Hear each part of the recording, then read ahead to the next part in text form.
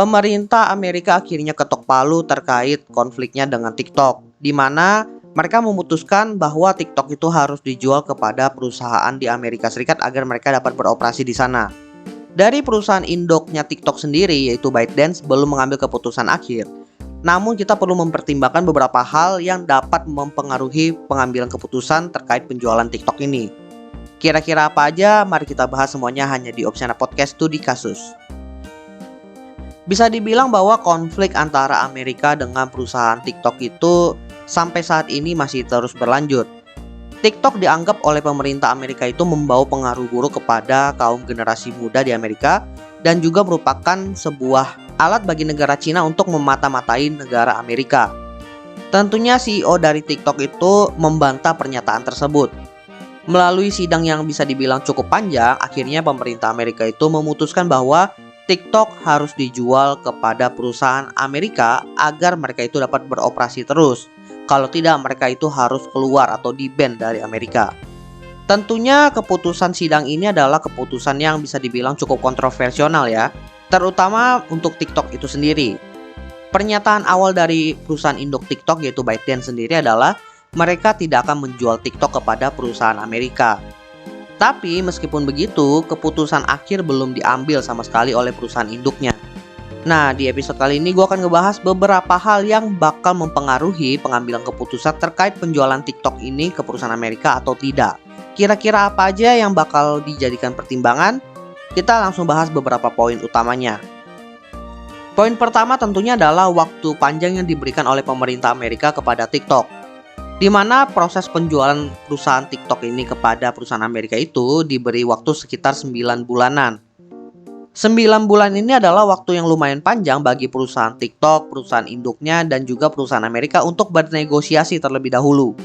Bahkan bisa saja perusahaan TikTok ini bernegosiasi dengan pemerintah Amerika terkait keputusan tadi.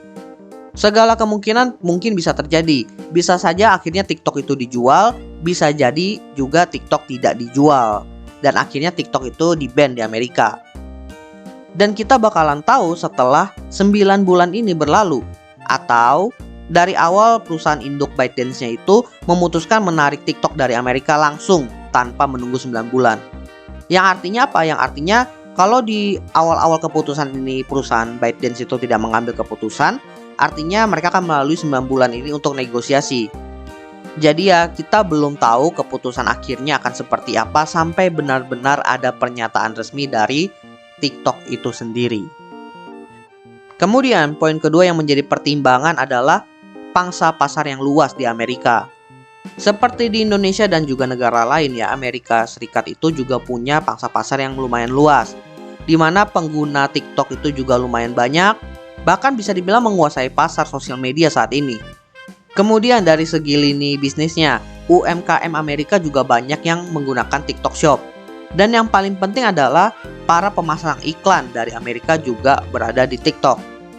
Sehingga akan sangat disayangkan aja kalau mereka itu memutuskan keluar dari Amerika meninggalkan peluang yang ada itu.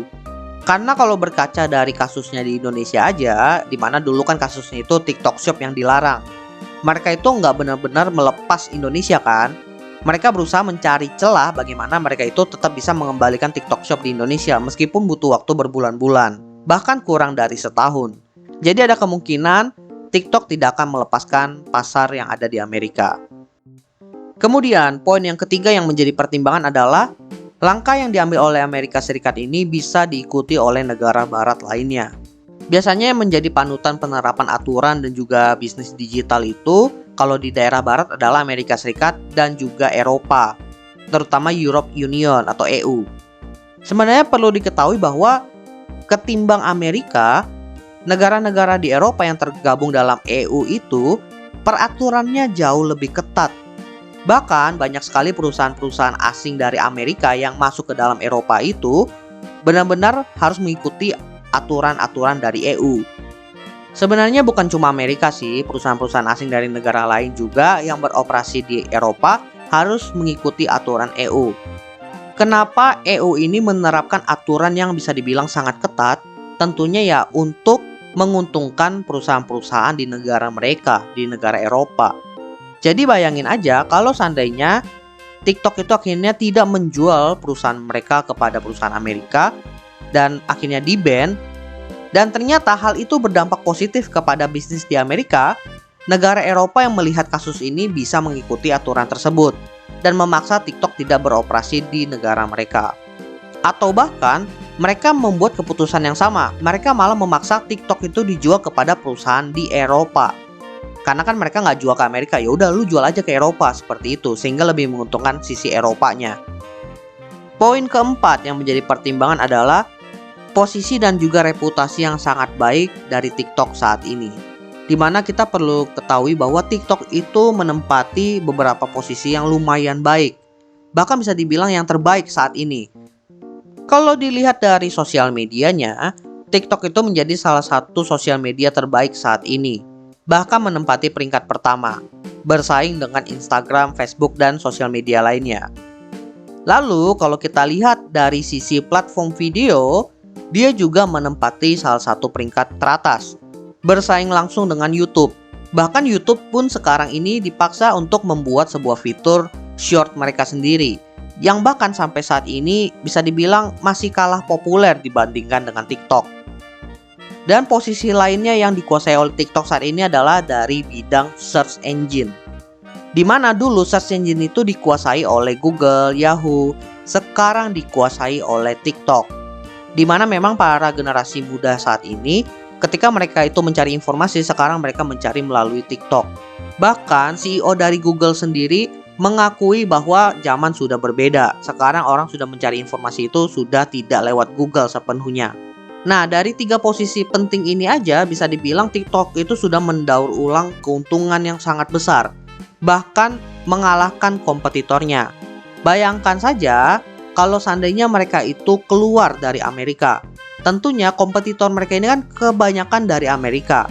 Sehingga perusahaan-perusahaan tersebut bisa mengambil alih posisi yang sudah dikuasai oleh mereka tadi. Setidaknya untuk di Amerika. Tentunya hal itu akan berdampak besar kepada pendapatan perusahaan TikTok itu sendiri.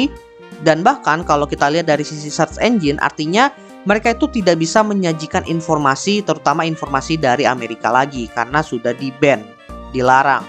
Dan bayangin aja, search engine yang tidak bisa mendapatkan informasi dari sebuah negara, itu bisa dibilang search engine yang sudah tidak sempurna. Sehingga ini akan menjadi masalah bagi mereka. Poin terakhir, yaitu kita dapat berkaca dari kasus yang terjadi di Indonesia, yaitu kasus dilarangnya TikTok Shop. Nah, dari kasus ini ya bisa dilihat bahwa sebenarnya TikTok itu tidak serta-merta mereka meninggalkan Indonesia. Mereka mencari cara, mencari peluang bagaimana mereka itu bisa mengembalikan TikTok Shop di Indonesia. Bahkan, mereka rela mengeluarkan uang dalam jumlah besar untuk mengakuisisi Tokopedia. Dari sini ada kemungkinan besar bahwa agar mereka itu dapat beroperasi di Amerika, ketimbang mereka menjual, ada kemungkinan mereka itu bisa melakukan akuisisi. Tapi tentunya ya, karena ini kasusnya di Amerika dan kasusnya itu jauh lebih ekstrim ketimbang TikTok Shop kemarin, tentunya akan ada strategi-strategi yang jauh lebih kompleks agar mereka itu dapat beroperasi di Amerika. Karena ya gue yakin lah bahwa TikTok ini kan bisnis ya, bisnis yang sudah bisa dibilang mengalahkan kompetitor-kompetitornya dengan keputusan-keputusan yang inovatif dan juga strategik. Sehingga ketika mereka dihadapkan oleh masalah-masalah bisnis seperti ini, mereka bisa menemukan solusi-solusi yang menarik untuk menyelesaikannya. Soalnya kalau kita berkaca dari kasus TikTok Shop kemarin, kebanyakan orang itu beranggapan ya udah TikTok itu mending bikin aplikasi TikTok Shop sendiri atau mereka kolaborasi dengan Tokopedia. Tapi ternyata malah TikTok itu berani melakukan hal yang lebih, yaitu mengakuisisi Tokopedianya. Diambil dari Goto.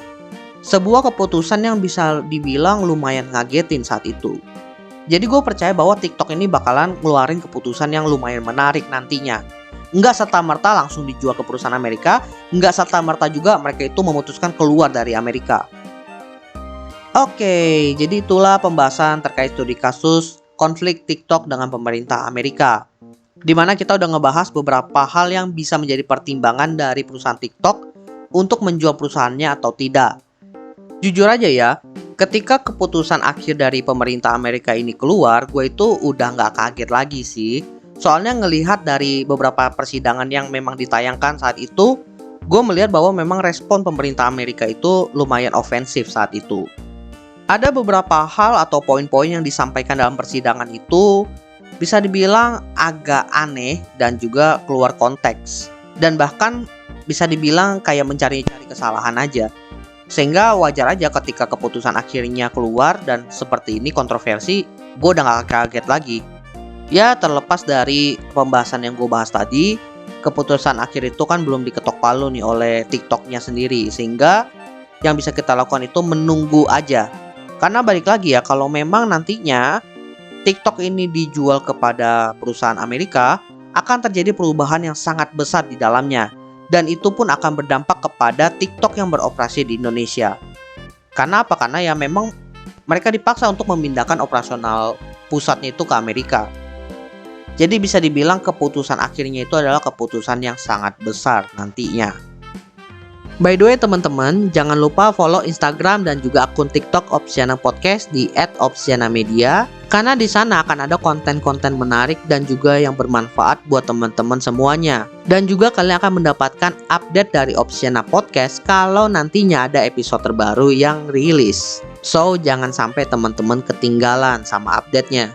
Dan terakhir, jangan lupa juga untuk follow atau subscribe Opsiana Podcast di platform kesayangan teman-teman. Dan nantikan konten-konten menarik dari Opsiana Podcast nantinya di sana. Oke, gua rasa itu aja. Thank you buat teman-teman yang sudah mendengarkan. See you next time di episode Opsiana Podcast lainnya.